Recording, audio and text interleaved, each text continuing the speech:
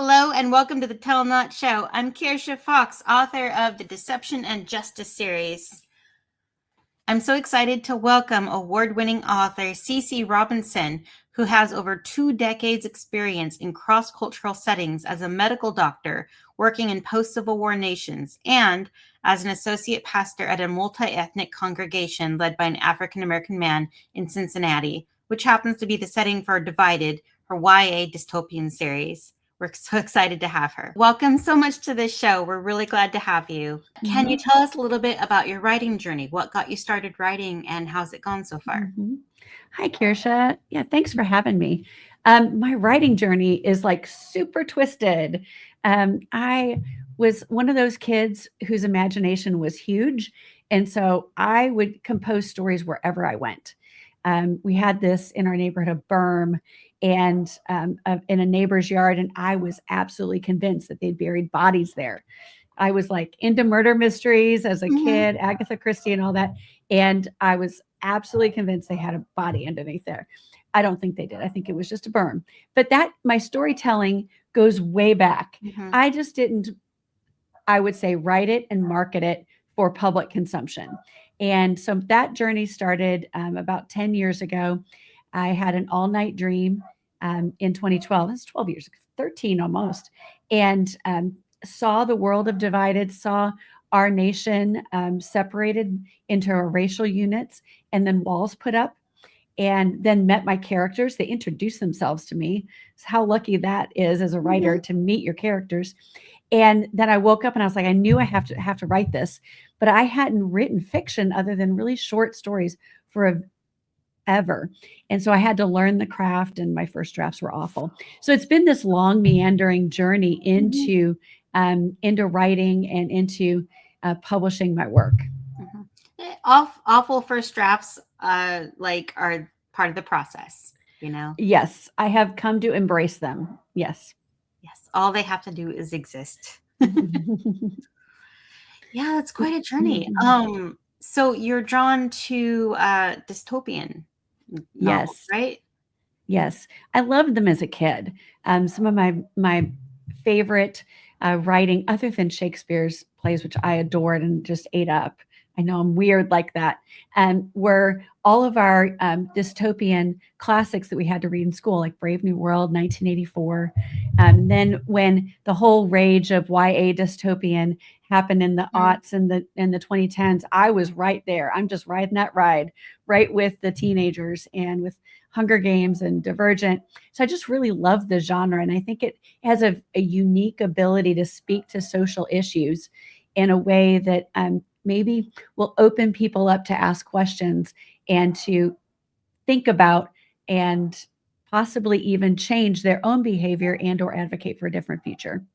Absolutely. That is why it exists as a genre, right? To hold up a mirror to the society that we're in today and ask what hit and what happens if we continue on this particular road, or, you know, and it helps us build, I think it helps teenagers build compassion and an understanding of a situation that they themselves will never, hopefully never be in. Yeah. Yes, hopefully. Especially with some of the YA dystopian books from at least early on. Wow. Yeah. I don't want to be in the Hunger Games. Don't put me in the arena. Oh, goodness. Right. No, yeah, we could spend the whole hour picking apart the Hunger Games and all of the themes and all of the things that were, again, reminiscent of what we're seeing, and it gets a little scary. Yeah. Yes, I very much enjoyed both Divergent and Hunger Games quite a lot.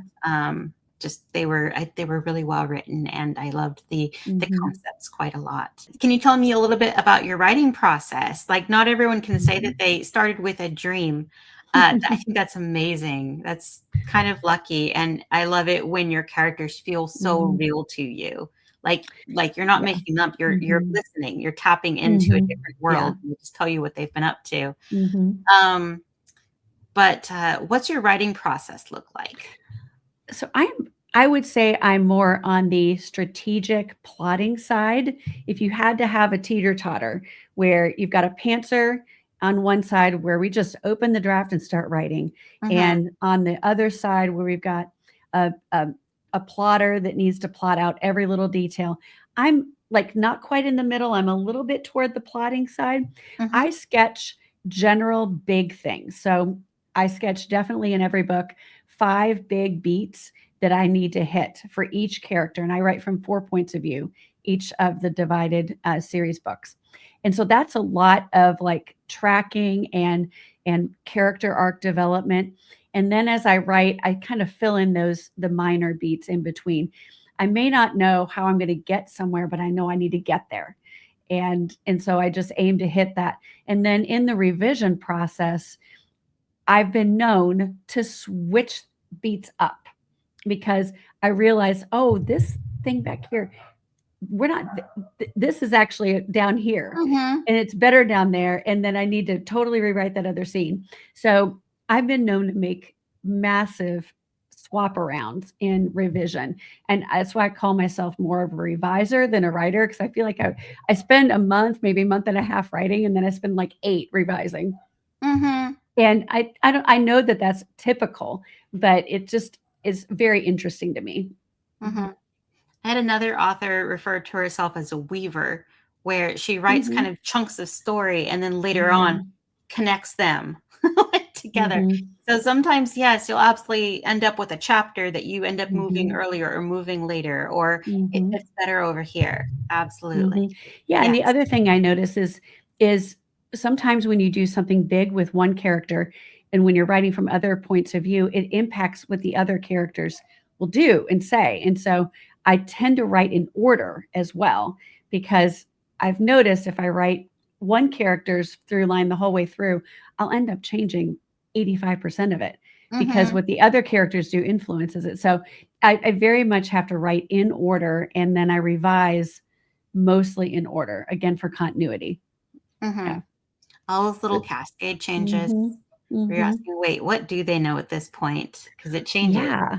Yeah, Yes. exactly. Yeah, and then even in revisions, like, I have different levels of revision. I have my bigger picture, and then I kinda drill down even to where I will be revising on the word level and giving characters little tells, making sure that they're using the right slang for their area, and then I haven't bled into the other characters, their characterization. So it's revising is a lot more than just the writing. Yes, I like to tell people when they ask advice of like allow yourself lots of time for editing. Like it'll Mhm, probably take you more time than the initial draft mhm, was, just because there's so many things to go mhm. over again and again. I've Do you learned that lesson. yes. Do you typically start with plot or characters? Characters, Mhm. characters. So with the divided series, I wrote the 4 main books the whole way through as a first draft, and um, that was more about what was going on in the characters' lives, how were they getting to where they needed to go, and it was only the major plot points. So I say I have the third and the fourth book about half written right now each, Mhm. and I'll fill in those details. But yeah, I tend to focus on the character arcs and the character transformations, and then I weave the plot into those. Um, and so it's a unique process when you have 4 protagonists. Mhm. Yes, I I do understand. Um, I have multiple points of view as well. Yes. Probably too many, but I can't help it. They all have a lot to say. Yes. Yes. Yes. I definitely can agree with that. Yeah. Mm. Do you Mhm. have a favorite author and what's something that they do well? I have a lot of favorite authors. Mhm, So I think one of my new favorite authors is K.A. Riley. And in her Cure series, I mhm, really liked how she progressed the main character's name. And it, like, literally, I think a little gnome came and just stole the name out of my brain. But so I look at other authors writing and I see what they're doing with their characters and how they're progressing, how their characters are growing. mhm, Um, and and it really struck me. I noticed it in her writing. She's another indie author. mhm, And then I would say like other favorite authors that just have rocked my world. there's some amazing indie dystopian books out right now. Mhm. And a friend of mine wrote a series about population control, and it's in a future UK. And it's called, the first one's called Donate, but it's called Eyes Forward is the series. And her plot just wrecked me. And I loved her characters, but she switched points of view between the books. And so we saw the same world from different eyes and different lenses. Mhm. And so that plot really, her plot points really stretched me. So I would say I've been inspired both by character and by plot lately. That's fantastic. Yeah. Yeah, some books when you read them, they hit you so hard. You like Mhm. you'll never forget them, or like you might forget certain points, but you never forget the way that book made you feel. What's something that you say that you've learned from the writing process? Something you didn't know when you Mhm. first started out trying to write a book?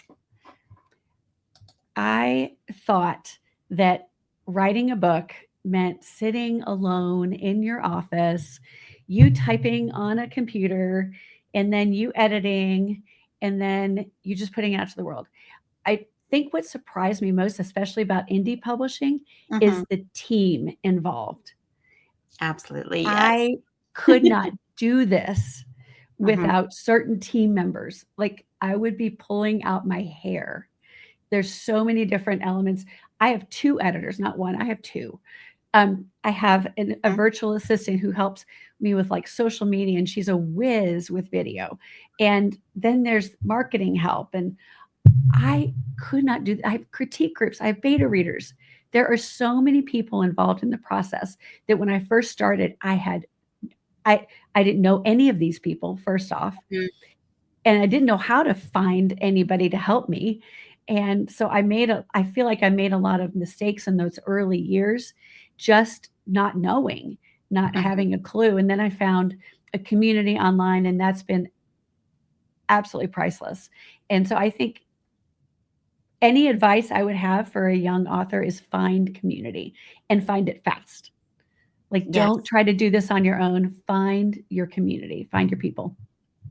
That's wonderful advice. Yes, it's probably my favorite bit of advice, both to hear Mhm. and to give, because I absolutely agree with you. I started out much the same way, Mhm. where again, you think you type it and, Mhm. you might have someone look it over for errors, and then you put it out there, Mhm. and it's so much more. Not no, The it's not alpha like that. readers, the Yeah. beta readers, the ARC readers, Yes. critique groups, the Mhm. author friends to commiserate with, to bounce ideas off, Yes. I the forgot people. influencers. You need Yes, influencers. influencers. Oh, Yes, so many people. influencers, the networking people who, like, show Mhm. you the ropes, the people who put on, like, signings and, Mhm. conventions and whatnot. It gets so much like, the more people you have in your network, the better. Mhm. Yes. Absolutely.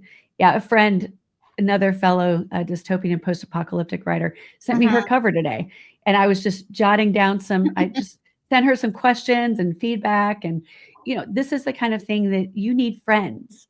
You need a community, you need friends. I've bounced the craziest ideas off of our Facebook dystopian groups, and they've been like, "No, don't do that," or, "Yeah, go for it." Like, so Yes. you need friends, otherwise you'll put your foot in it. Yes, yes. I was just thinking about more on, like, sensitivity readers and artists and, Yes. like, all the people. Mhm. Oh, yeah, Yes. graphic artists. Mhm.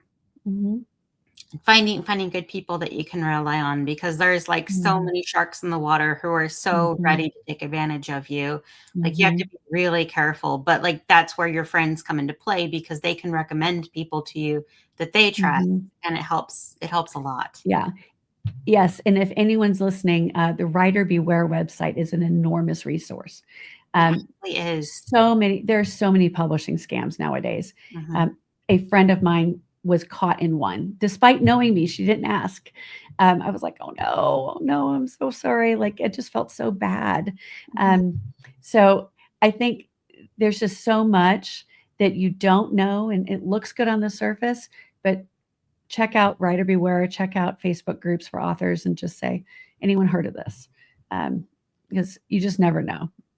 Mhm. Yes. In one of my Discord communities, we have like a little Beware channel.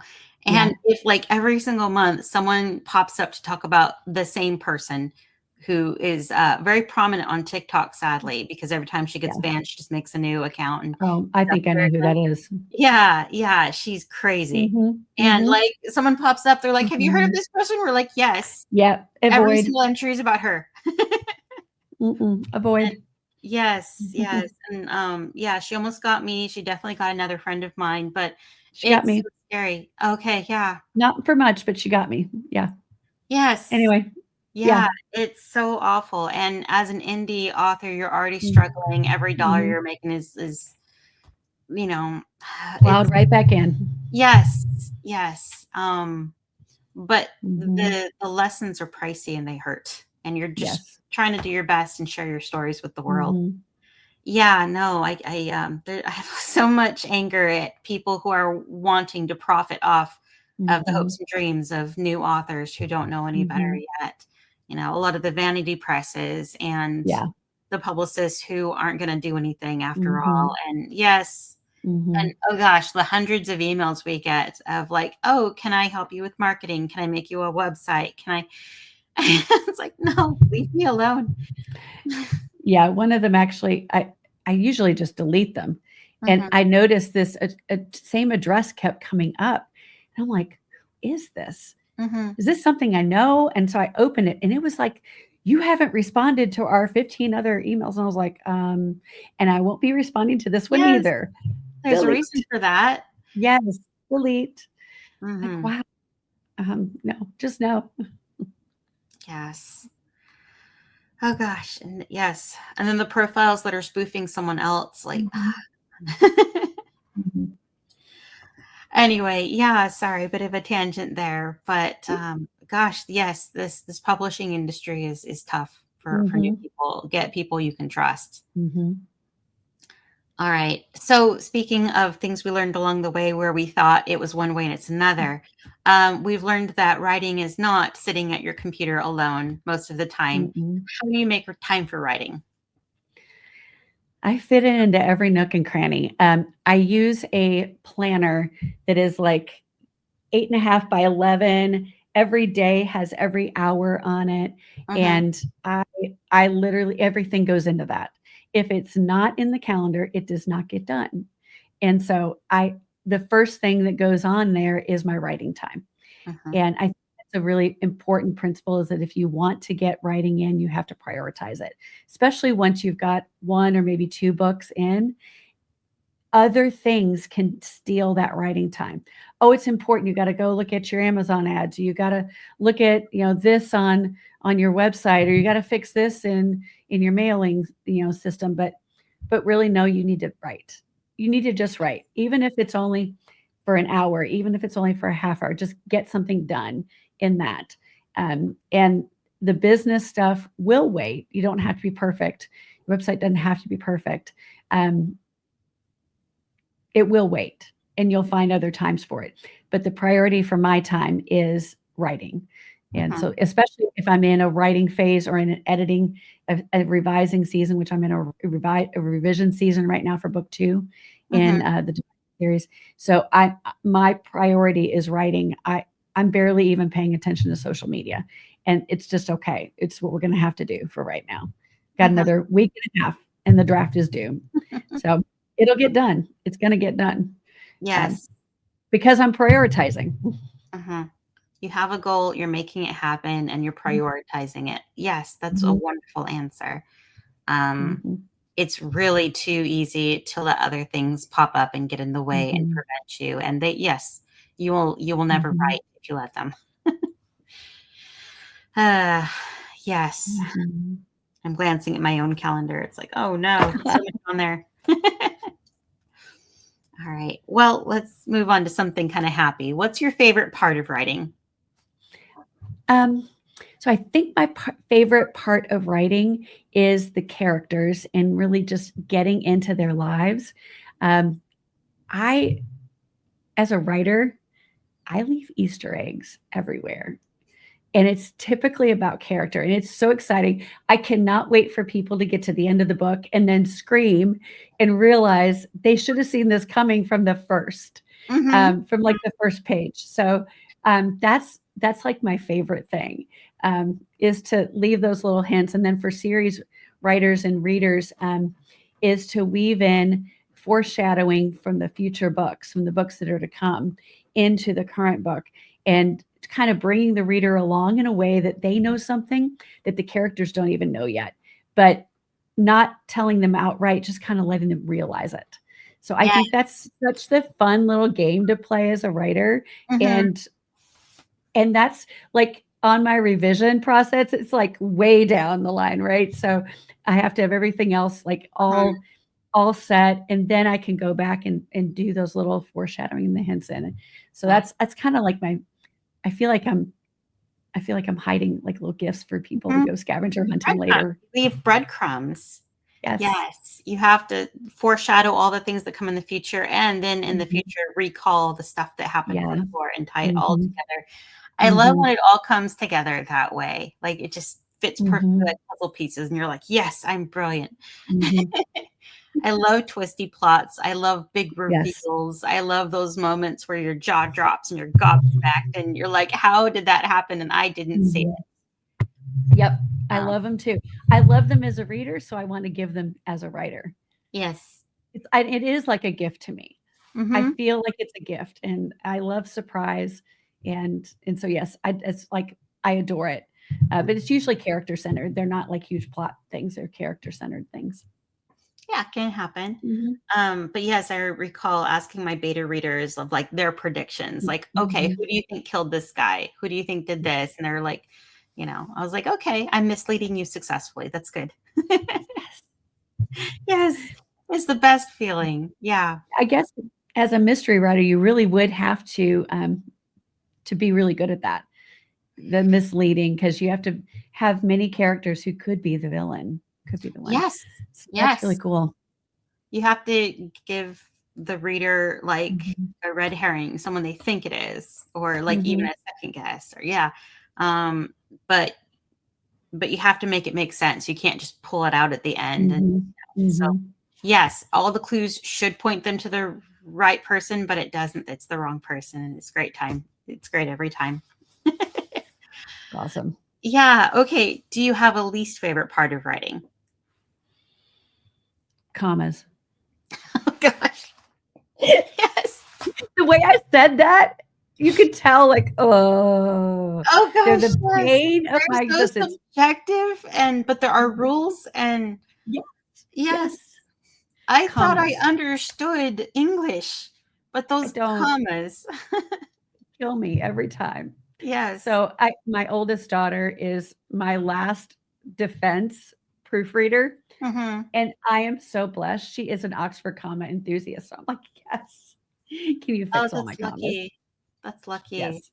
Yeah. So she's, if it gets through copy edit, it gets through Hmm. pro writing aid, then Ruth will get it. Yes. I Mhm. tend to put too many commas in, and my editor goes through and pulls them out like weeds. Like, this doesn't need a comma. This doesn't need a comma. Mhm. So, I think it's the opposite for me. In Divided, I didn't put enough in, and then I think this draft with Cage, I've put too many. Hmm. I fear what pro writing aid's going to tell me. I think it's going to like be like alert, alert. Yes. Well, thank goodness for all of these tools and these people Yes, that help us yes. along. Mhm. Yes. But you said commas. I was like, oh, this my Achilles heel. My But nemesis. that's why we have a team, right? That's why we have a team. That's why we have a team. Yes. All right. Let's see. We talked about influences on your writing already. Do you ever struggle with writer's block?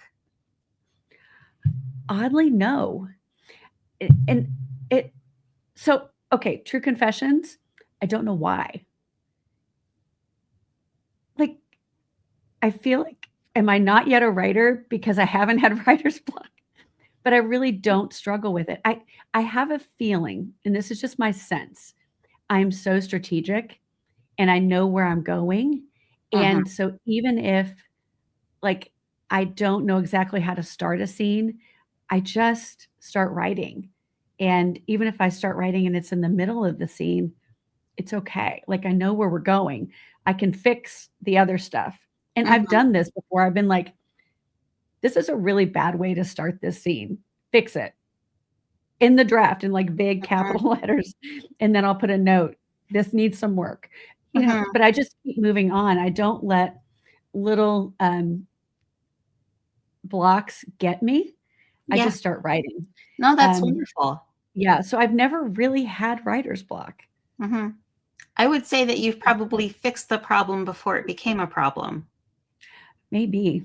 Yes. But I do the same thing. I use like brackets in the script of like, and Mhm. the something amazing happens here. Moving on. Yeah. Like if you Yeah, don't or let like it I stop have you. no clue what this is called or what this person's name is. Look it up Yes. later. Yes. Figure it out later. Mhm. Yes. Don't let things stop you. Yeah. I Um, just keep moving. I try to do my research before I start writing. mhm. And then if I have research that I realize needs to be done, I just leave a big blank in there and I go research this and then keep moving and do research after at the end of the scene or end of that day, whatever. Mhm. That's a Mhm. really good way to do that. Just don't let it stop you. Mhm. Yes. You've Yeah, already removed all your barriers. just keep moving. It's Mhm. like Dory and what is it? Finding Nemo. Just keep swimming. Yeah. Yep, Just keep just keep swimming. swimming. Don't Just let keep it stop swimming. Just you. keep writing. I will say the only time, because I'm a heavy plotter as well, the only time Mhm. that I have like any kind of writer's block is when I've gone the wrong direction and my characters are mad at me Mhm. and they don't want to move forward because it feels wrong to them. Mhm. And I have to stop Yes. and kind of rewind the scene a little bit and start from an earlier point and let them do something else. And then they're happy again Mhm. and they start talking to me again. So, They usually, it depends on the character. yeah. Rose is the star protagonist of book 2, and Hmm. if I try to take somewhere Rose won't go, she literally has a fit, and Yes. and it is on the page, and it's I can feel her anger, and we redirect, and we fix it right away. Hmm. Now, I have other characters that take a few days to kinda get in my head and talk to me, and then I have to go back and rewrite. Yeah. So you experience it. You just don't let it Oh, stop you. yeah. I Yeah. just don't let it stop me, yeah. Yeah. Yeah, Rose and I work through it, and the rest of them just deal with me on the back end, I guess. Yeah. Yes. Yeah, I have one character, Ramsey. I'm like, "So what are you up to?" And he's like, "Wouldn't you like to know?" Like, "Help you figure it out." I was like, "Oh, thank you." Because Great. he's the only character who's self-aware. He knows what he is. Yeah, yeah. And it's really funny when you're just staring into space, having conversations with other people in your own head. And, Mhm. and Yeah, my husband was like, "Didn't you make her up?" yeah, I was like, "Well, sorta. that's maybe how it started." But Mhm, she's now a fully formed person with ideas and thoughts in my head, and no, like, I can't mhm. just say, "Do this." It doesn't fit. Yeah, she got herself Rose got herself into a big pickle, and I looked at her like I didn't write any Rose scenes for, like, 3 days because I just looked at her, I was like, "How are you gonna get yourself out of this?" And she's like, "Will you let me work on it? Just let me work on it." I was like, "Oh, great. Oh, great." Yeah, they're working on it, yes. Oh, yeah. And I think that's one of the benefits you have of having so many different point of view characters is if one is Mhm. sort of stuck, you can work on any of the other 3. Yeah. Yep. Yes. Keeps me Um, moving. mhm, mhm. Mhm. Um, yeah, I had a thought, but it's gone, so we'll move on. But yes, I love, Mhm. talking to the characters. Oh, yeah, I remember what it is just sometimes people well-meaning, they'll come up and ask, and they'll ask, Mhm. Which character is you?" And, No. like and I'm like, "They're all me, but none of them are me." Yeah, but none. Yes. Yeah. My son asked which one's me, which one's him, and I was like, um, Jason-ish, Yeah. but not really. You borrow little pieces, but then you Yeah. smush them Yeah. together and create something new. Yeah. Yeah. You're like, "Son, I can't make one of my characters you because we No. do really horrible things to these characters." Like Yes. Exactly, exactly. Yeah. Yeah, I gave him Zach's my son's true north, like Mhm. just belief that there is a right and we're going to find it. Like he's just it's a very black and white type of thinking. And so I was like, yeah, let's give that to you. Aw, that's sweet. Yeah. And they're YA, so he can read your Yeah. books. That's Yeah. fun. He is reading them actually. My girls read them before they come out. They help me in the process. But yeah, Zach tends to read the final product. Mhm. Mhm.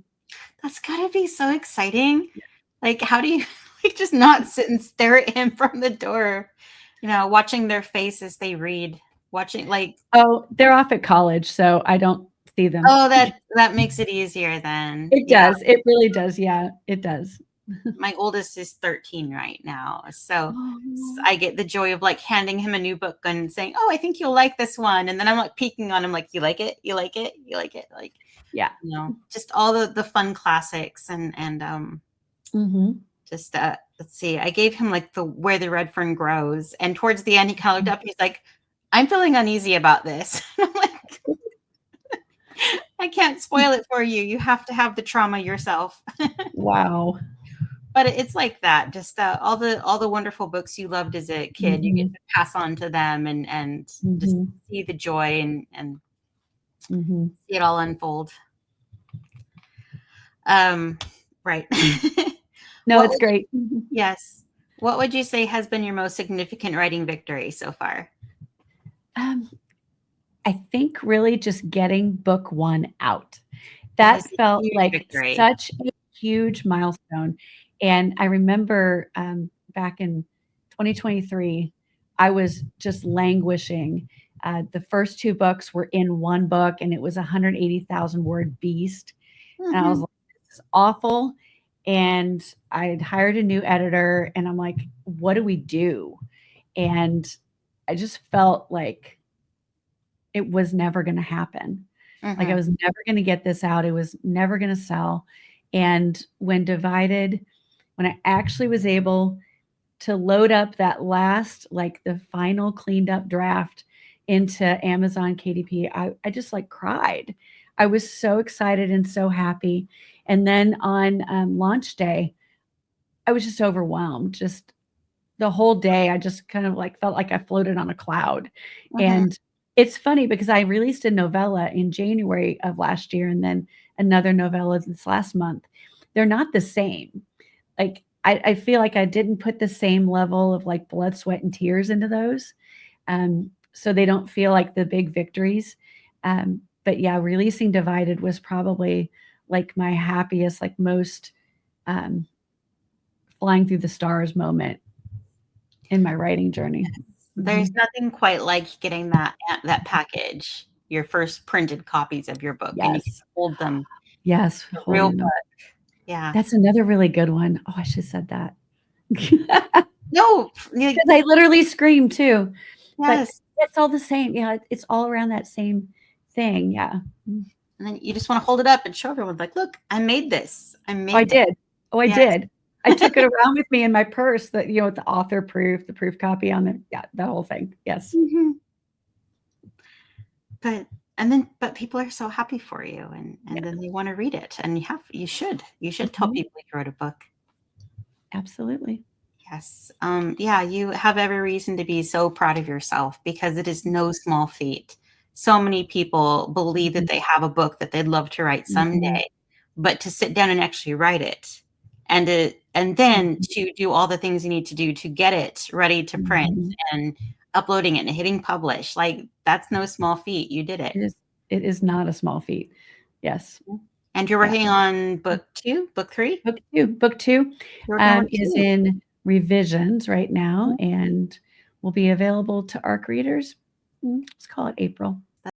Be publishing in June. Well, congratulations. Thank you.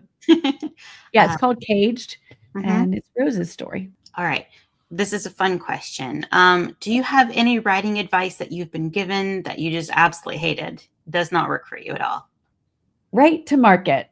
Oh gosh. Yeah. Mm, I'm a rebel. Like, I'm sorry.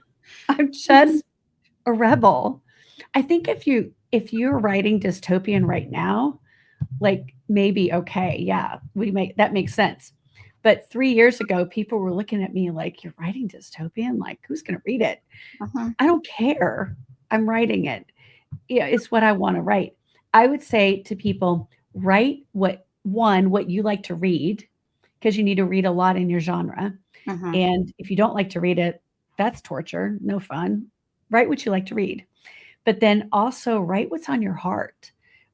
If that's nonfiction books about lamp design, go for it. Mhm. If it's fiction, go for it. If it's, something everybody else says, oh, that's just mass market or candy pop or whatever, I don't really care. It's what you like to write and it's your passion. Write it. Um, Yes. don't write. I'm not a right to market person. Mhm. I totally agree. And I think that's one reason why we go indie is Mm-hmm. because we want that control over Yeah. what we're publishing, what the cover looks like, Mm-hmm. how it's Mm-hmm. marketed, what goes, because Mm-hmm. like publishers, yes, they can open quite a lot of doors for Mm-hmm. you. And I'm not slamming that like the trad authors at all. Like that's Mm-hmm. amazing. Congratulations to them. But there is something like about indie publishing that allows that story to be 100% Mm-hmm. yours. You have complete creative control. Mm-hmm. Because trad publishing, they really want to appeal to Mm-hmm. a mass market. They need to sell hundreds of thousands of copies. So Mm-hmm. they're going to slim it down and strip it of some of its more Mm-hmm. unique things to appeal to a broader market. Mm-hmm. Um, Yeah, which is that those books have their place, mhm. and I'm not knocking them at all. But right to market is not who I am. No. And there's some even indie authors that are really good at it. Like Mhm. Hockey Romance is having a moment. Oh, And yes, there's some friends it of is. mine who write romance and they just jumped on that hockey bandwagon and they're Mhm. selling like hotcakes and they're just going to ride But that they're having fun, moment. They're and they're having writing the fun. stories they want. And I'm Yeah. like, okay, Yes. go for it. Have fun. I'm not writing hockey romance. Yeah. Yeah, no, it's hard sometimes when you're, watching your peers experience so much success writing something that's really popular, right now. But you really do have to write what you want to write. Yeah, I celebrate it because Yeah. I think when the indie author boat rises, it rises, the tide rises for all of us. Yes, it Um, does. and the more we can get rid of any stigma with associated with being an indie author, like, oh, it's just not well edited or it's bad. Mhm, No, indie and some of the indie books I'm reading right now are amazing. mhm. And there's so much depth and there's clearly a lot of work that's gone in and the editing is top notch and the production is good. So I think as much as we can all work together in that, yes, we need the hockey romances. Yes, bring in the romantasy and the historical fiction and whatever the else and the Mhm. lit RPG. Like, yes, bring it all. Yes, And there's room for let's all, everyone at the there's table. room for everyone. Yes. And also bring the YA dystopian. Yes, bring the YA dystopian. Yes. All right. Do you want to, well, I can see them behind you. I was say, do you want to show us your books? Yes. Yes. So this is upheaval and this is divided. I feel like I'm showing a little showcase. I'll grab this and we'll take a little bit closer look at it. This Mhm. is Marcos, and that is the sonic reinforced wall that he figures out how to get out of. He escapes it, and then he gets caught and he gets sent to a secret labor camp. And he doesn't like it in the secret labor camp. And he's decided that he's going to join an underground resistance movement and they're going to free the camp, as you do when you're 18 years old and you find yourself stuck. Got So nothing else to do? got nothing else to do. He connects with three others who are definitely not like him. He's Hispanic and he connects with some other ethnicities and they form this friend group and it's written from all four points of view. And so they turn the world upside down Mhm. in one book. That's great. And there's more coming. Yeah. Yes. And then Upheaval is the post-apocalyptic prequel. So it's set in the present day, and it features a high school math teacher, Julie, and her ranger Army Ranger fiance turned husband Moses, and they are fighting in the last stand in Cincinnati against the big dictator dude in here, Martin, and his minions as they try to take over the nation. Ominous. Doesn't sound like it went well for them, unfortunately. Oh, it didn't, but they're back in here. Oh, but that's fun. Okay. That's fun. Yes. Love those spin-off prequels and sequels that happen from the main series. Sometimes some characters are just too much fun. They need their own stories. That's exactly what happened with the book I released in February. I don't have a copy of it yet. Literally, I just ordered the author proof today for the paperback coming out later this month. But Deception is Rose's mom's story, and she goes to the national headquarters of the underground movement in the Appalachian Mountains in a saltpeter cave, which I actually visited. So cool. And I was like, I have to set something here. So let's put a resistance movement here. And he encounters all sorts of betrayal and secrets and infiltration from the regime, and it's ominous and scary. But that is out now. It's called Deception, and it's a little novella as well. Oh, yes. Congratulations on that Thank again. you. Now, Thank where can readers learn more about you online? The best place is going to be my website, ccrobinsonauthor.com. But if you're on any of the socials, I have an outpost on most socials at CC Robinson Author. And then if you really want to interact with me and talk, Instagram's my place. All right. Yeah. Well, thank you so much for being on our show. Thank you for having me, Kirsha. And thank you to the listeners at home, and join us next week. And remember, there's always more than one way up a mountain. To be on our show, find us on social media at The Tell Not Show, or email us at thetellnotshow@gmail.com. Thank you. Thanks again for listening. If you enjoyed the show, consider subscribing and liking. We appreciate all the support. Julia J.K. Allen is an author, editor, and coach, and can be found at hijinksrudder.com. Kirsha Fox is an author, avid reader, gamer, and mother to four, and you can find her at kirshafox.com. Thanks, and see you next time.